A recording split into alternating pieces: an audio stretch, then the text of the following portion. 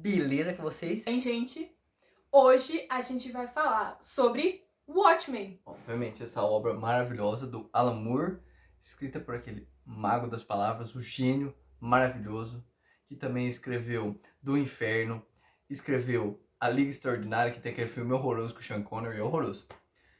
E também foi lançado na mesma época de The Dark Knight Returns e A Queda de Murdoch, do Frank Miller. Frank Miller é um cara assim, ele se deu bem umas partes assim, depois ele cagou, mas outro dia a gente fala disso.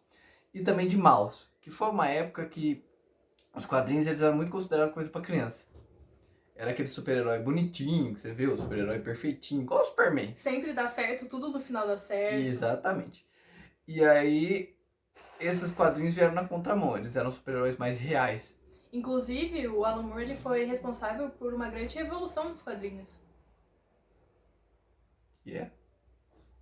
Na parte da história, Depois nós vamos falar disso. Entendi o que ela quis dizer. Nós vamos falar disso mais no final, na conclusão. Então, a história é a seguinte. Como começa a história? Como começa? Bem, a história se passa durante a Guerra Fria. Uhum. E tá toda aquela época de pressão da guerra, tudo vai acabar mal, ou os Estados Unidos... Tá todo mundo com aquele cagaço. É.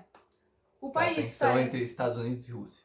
O país não tá assim muito bem, mas tá fingindo que tá bem.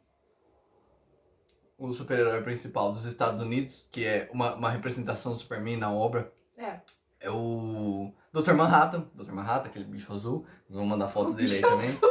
É o bicho azul que tem um monte de poder. É o único super-herói que tem poder. É o cara da Tim. Isso, é o cara da Tim. O cara da Tim que anda peladão. Porque assim, depois nós vamos explicar isso aí também. Ele quer. Ele quer andar peladão. É isso aí, ele vai andar peladão. Conta a história focada então no pessoal que veio depois do primeiro grupo, que chamava Minutemen. Os Minutemen são uma homenagem são nomeados em relação a um grupo da guerra. Como chamava o grupo? Que eu não lembro. Você me mostrou como chamava o grupo? Eu não lembro. É os Minutemen, mas por que eles chamavam Minutemen? Era a parte da frente, né? Alguma coisa assim. Sim. Era o pessoal que ia na frente na guerra. Mas depois você vê isso aí. E aí depois vieram esse pessoal, que na verdade nunca chegou a formar uma equipe. Quem queria formar uma equipe com eles era o Capitão Metrópolis da primeira equipe. Aí queria juntar quem? Bem, o grupo ele era formado por Rorschach, Dr. Manhattan, Silk Spectre. A segunda, que a mãe dela também era Silk Spectre. Sim. O comediante. Quem faltou? O Night Owl, Night Owl. que é o Coruja Noturno. Não, falta mais um. Não falta mais um. Tá certo. Então, eram esses 5 que faziam parte do grupo de heróis. Exatamente. E esses grupos de heróis, como eu disse, eles nunca chegaram a formar uma aliança, eles até tentaram, mas não deu certo, por causa Sim. Ninguém queria, ninguém quis. Quem trabalhava junto, na verdade, era o Night Owl e o Rorschach. Só esses dois trabalhavam juntos. O resto ia mais, assim, mais ou menos nativo. E o comediante que trabalhava pro governo americano. Mas tudo isso só eles deixaram de participar, tirando os 3, eles pararam de participar por causa de um ato que a população tava, na verdade, com medo do Dr. Manhattan, então o governo decidiu parar com essas coisas de super-herói. Então eles foram banidos, proibidos. Eles foram proibidos e toda vez... A não ser que trabalhasse pro governo, eles podiam atuar. Aí Sim. beleza. Mas, tirando isso, eles não podiam. O Dr. Manhattan, inclusive, trabalhou com o governo, ele desenvolvia coisas pro governo, mas tanto... Ele é Silk Spectre, na verdade, por causa que era a namoradinha dele. Sim, Dr. Manhattan, com Dr. 60 Manhattan. anos, pegando a menina jovem. 16 anos. 16 anos, que coisa horrorosa. Fazer o quê, né? Sociedade é isso. Enfim, essa é a história. Nessa história desenvolve um monte de personagem que é maravilhoso, que o Alan Moore sabe, assim, uma genialidade. Ele sabe, assim, o cara é um gênio. Não, todos eles são únicos. O cara é maravilhoso. Eu não é. Ela leu aqui, ó. Ela leu depois que eu. Porque eu tinha que pegar primeiro pra ler, né? Maravilhoso, maravilhoso aquilo lá. O desenvolvimento dos personagens e de toda a história é muito Todo o background complexa. deles. É muito complexa. E nós vamos falar um pouquinho deles agora. Primeiro, vamos começar com os Ozymandias. Nós já vamos resumir ele primeiro, depois nós vamos dar um spoiler. Então, você já fica avisado aí, depois você pula aí pro tanto que tiver avisado aí embaixo. Surgiu. O Ozymandias é o cara mais inteligente do mundo. Ele era tão inteligente que na escola ele tinha que fingir que ele era burro. Ele tirava nota ruim de propósito para não levantar suspeita. A história dele é a seguinte: quando os pais dele morreram, deixaram uma fortuna pra ele.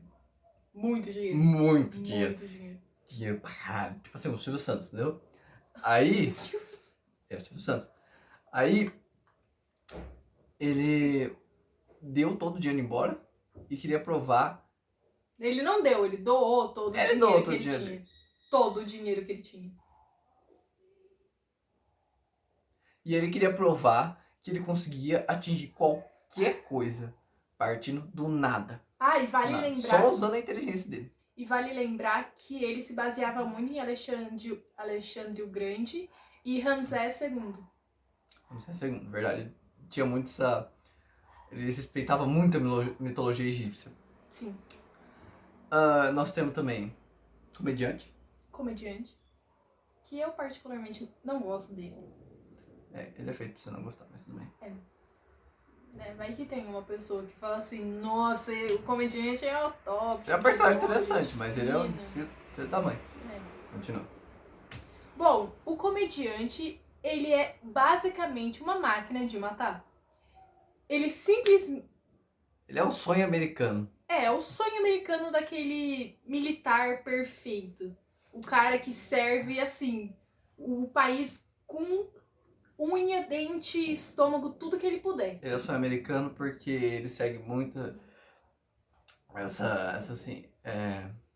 Ele é muito niilista também. Ele é muito niilista. Ele entende que a sociedade é uma piada, então ele tá com aquela palavra lá. Ele não tá nem aí. Ele não tá nem aí. Ele faz o que ele quiser. Ele estuprou a moça. Ele quase estuprou a moça. Não, na verdade configura o estupro. Ele engravidou a moça e matou ela depois enquanto ela estava grávida. Isso, na verdade, porque ele e o Dr. Manhattan foram servindo na guerra do Vietnã. Então, quando eles estavam lá comemorando e antes, no começo da guerra, ele teve uma relação com uma moça do Vietnã. E aí ela estava grávida e queria, né, falar assim, pô, eu tô grávida, né? Você vai me largar aqui com a criança? E ele fez o quê? Matou ela. Matou Inclusive ela. vendeu uma cena muito boa que nós vamos falar depois. Sim. Outro personagem que nós temos é... Rorschach. Em oposição ao comediante, nós temos o Night Owl, que é o Coruja Noturna. O Coruja Noturna, ele é o Batman, cara. Ele tem todos os materiais dele, ele gasta todo o dinheiro dele, ele é rico, ele gasta o dinheiro dele com material pra combater o crime. E na verdade, ele realizou o sonho dele de criança. Porque desde criança ele falava, eu vou ser ele, eu vou ser ele. Ah, não, e aí ele conseguiu o primeiro, Night Owl publicou um livro e ele foi atrás do cara e falou assim, pediu a permissão dele de ter a função dele, de continuar sendo. E os dois se deram super bem, tanto é que no gibi mostra a relação deles, sempre juntos, sempre conversando, trocando ideia, até que ele morre, mas tirando essa parte, tá... Que bom, avisou o spoiler, né? Enfim, o Night Owl, ele é o cara bonzinho, ele tenta sempre ser o máximo possível bonzinho. Aí depois nós temos quem? Silk Spectre. Não, você acabou de falar, Rorschach. Rorschach, ele é um cara daquelas... ele chama Rorschach por causa daquele teste de Rorschach, daquelas manchas que cada um vê o que é. É por causa disso que ele chama Rorschach. Na cara dele tem umas manchas assim e a cara dele fica mudando. O padrão fica mudando na cara dele. É muito louco isso aí. É muito louco. Bom, Rorschach é aquela pessoa que fala que bandido bom é bandido morto. Já sabe quem que é, né? É, aquela pessoa que... Não precisa falar. Ele sempre ficou nativa, mesmo não podendo, ele sempre ficou nativa, tanto é que ele é muito procurado entre os policiais, ele é perseguido constantemente. Ele faz bastante coisa e ele vai atrás do Night Owl pra tentar convencer ele a voltar ativa. E ele se recusa, ele fala que não. Porque na história aconteceu o assassinato do Edward Blake, que é o comediante. O Sim. comediante, ele foi assassinado e eles estão investigando. E aí, conforme você vai investigando, você vai entrando cada vez mais na psicologia dos personagens. Na verdade, o Rorschach começa a investigação junto com a polícia. E aí ele começa a avisar todo mundo e é assim que se dá a história. Nós temos depois a Silk Spectre. Que é a filha da primeira Silk Spectre. Ela carregou o legado da mãe. Mas ela não gosta da função dela. Ela realmente não gosta, ela não quer ser. Tanto é que ela odeia a roupa e ela fala isso a todo momento. Mas depois que ela e o Night Owl têm uma pequena relação, ela já começa a ficar mais interessada e volta à ativa. Ela nunca quis ser uma super-heroína, né? Na verdade, ela quis...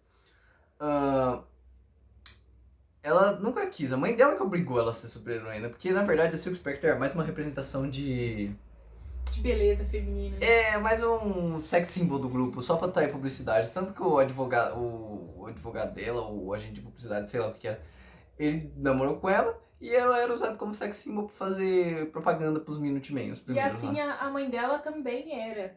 E ela critica muito a mãe dela, porque tem vários quadrinhos só dela em... Quadrinho erótico. Sim, e ela critica muito isso. Demais.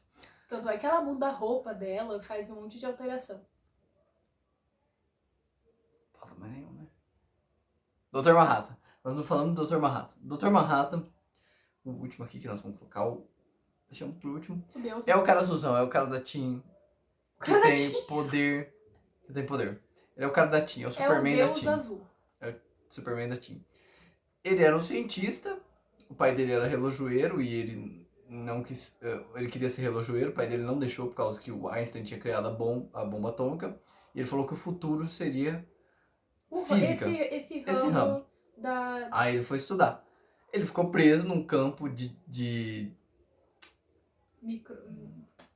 É tipo separação molecular. Separação de campo intrínseco da matéria. Aí ele ficou preso, a hora que ele foi pegar o relógio dele, e aí ele se desfez. Talvez por ele ser relojoeiro, ele conseguiu remontar o corpo dele, todinho. Não exatamente igual, porque senão ele não seria azul. Mas ele conseguiu o poder de manipular todo e qualquer tipo de matéria e conseguir ver, ter uma visão. Na verdade ele não vê, ele vive todos os... toda a passado, vida dele. presente e futuro. Ele vive os três ao mesmo tempo. Ele não tem uma concepção de passado, presente e futuro igual a gente tem. Ele não vive daqui até esses minutos aí que passaram do vídeo. Não. Não, ele vive tudo ao mesmo tempo. É uma bola. Ele vive aquela bola. Entendeu? É circular, é redondo o negócio. Ele vive aquilo lá. E aí, essa visão do tempo dele dá a percepção dele de que a gente não tem escolha. Sim. Porque tudo que vai acontecer pra gente, pra ele já aconteceu, tá acontecendo agora e vai acontecer de novo. Porque tá vivendo tudo igual. Mas tanto é que ele não pode alterar em nada. Ele não... Toda vez que tem alguma coisa... Ele não tem poder pra alterar as coisas. Mas ele tem poder, isso ele só não faz. Não, ele não tem poder pra alterar as coisas. Ele sabe que não tem como mexer com o tempo. Não tem como mexer. Ele consegue mexer com matéria, ele não sabe mexer com o tempo. É isso que você tem que pensar. Ele não sabe mexer com o tempo. Só com matéria. Mas ele sabe, tipo, o que vai acontecer agora. Sabe, mas não é por isso que ele sabe mexer no tempo. Não, mas se ele deixar você de sabe fazer que se apertar coisa, o botão no mudar computador vai ligar, mas você não sabe mexer no computador bonitinho assim, abrir o computador. Enfim.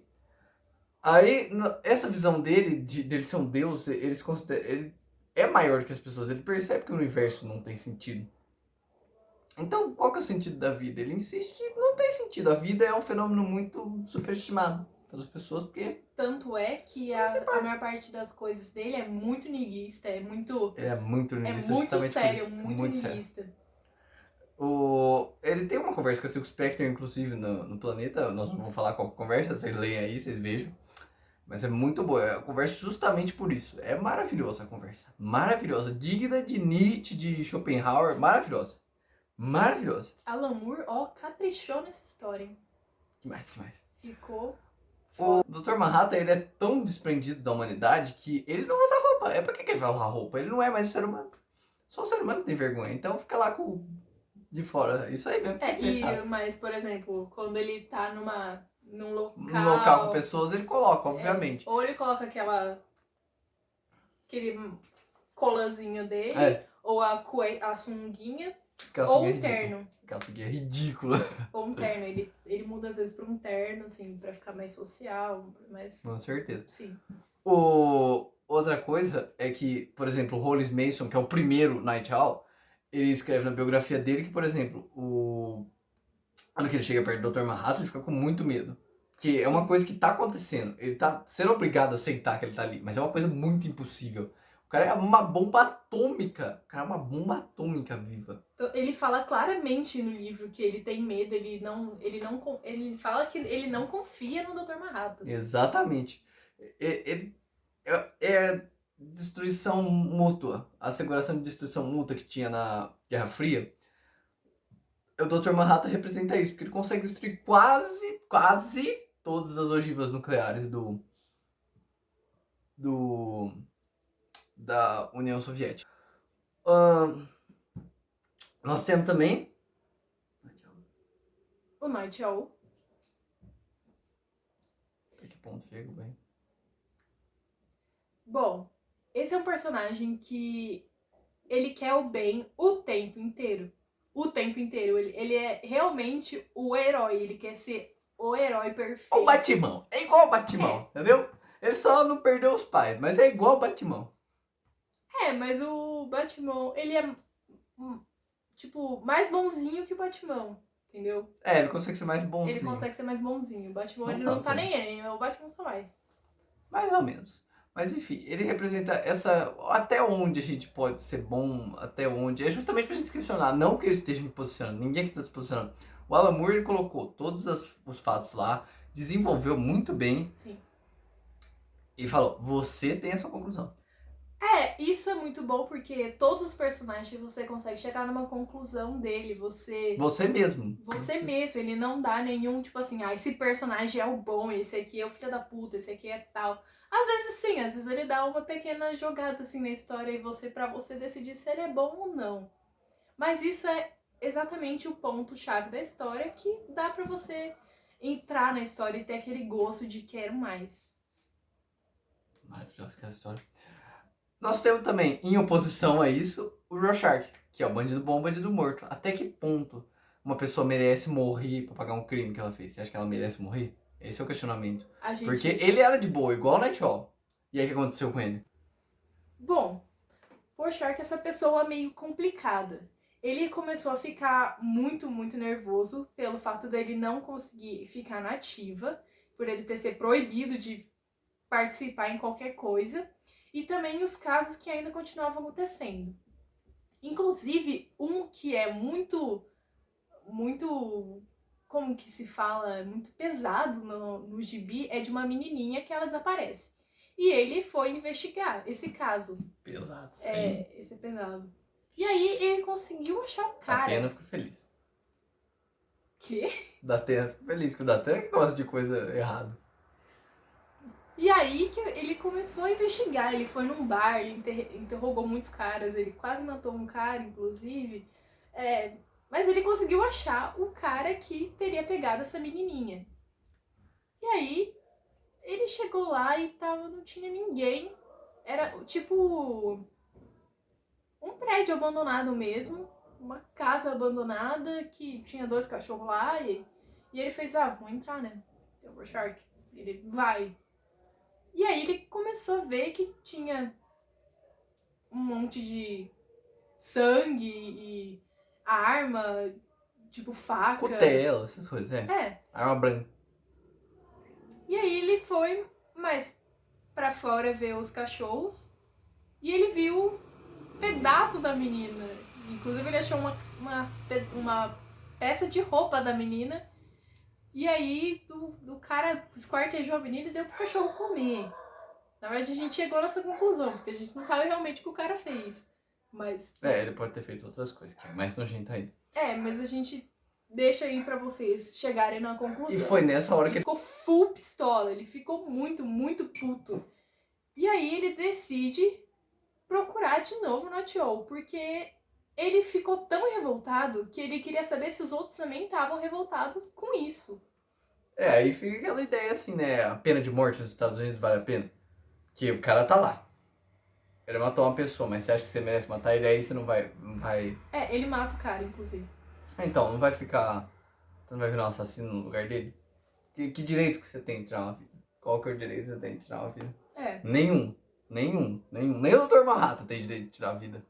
Nem ele. É uma questão complicada, mais social. Eu acho que é muito mais social. Que a gente ainda tem esse...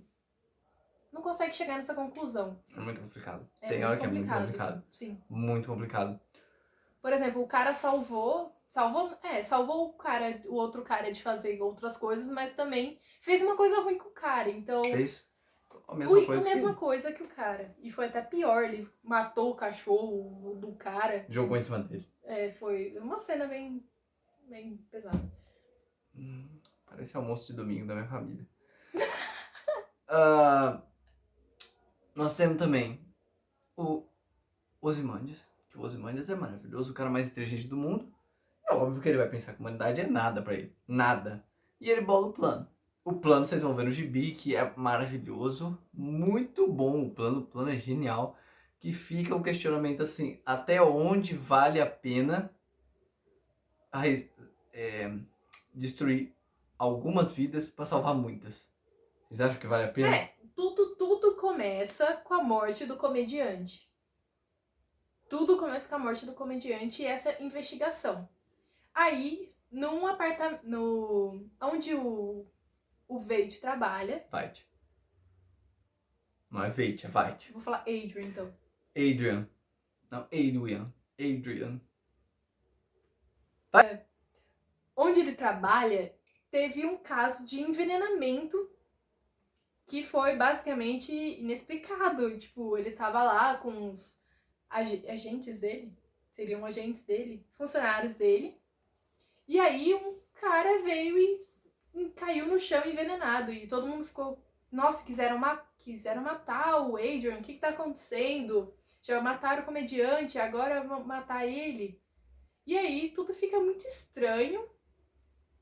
E aí, com o passar da história, você... Não foi o cara envenenado. O cara tentou matar ele.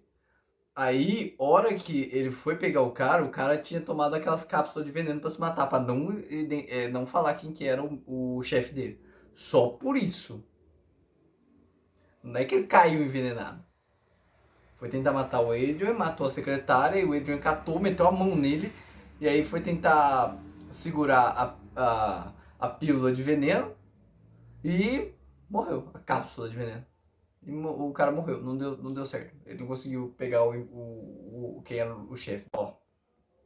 Então, nós temos também um dos questionamentos principais do Alan Moore é até que ponto as pessoas mascaradas sentem liberdade pra agir. Que é uma coisa também levantada pra série. Porque, tipo assim, o cara tá mascarado. Ele tá fazendo bem, mas ele podia estar fazendo mal, não podia? Porque ninguém sabe quem é. E aí? E eu acho que esse ponto também que o Alan Moore pegou do que... O que é bom pra mim, o que é bom pra ele. Quem que tem quem é o bom, na verdade? Quem é o bom de verdade. Porque ali ninguém é bom, é todo mundo ferrado, ferrado. Tipo, cada um tem um problema diferente que... Exatamente. Inclusive, o livro do Night, ou o primeiro, revela muita coisa da história deles que não aparecia muito, que na verdade eram apenas boatos, que aí depois, com esse livro, na verdade, trouxe bastante problemas para vários deles. E teve algumas revelações. Não, revelações. Muito chocantes para a sociedade. Tanto é que esse foi um dos principais, um dos motivos para deixar de ter herói. Tipo o comediante. O comediante estuprou a mãe da Silk Spectre. Estuprou a mãe da Silk Spectre. Isso pode deixar, tá bom?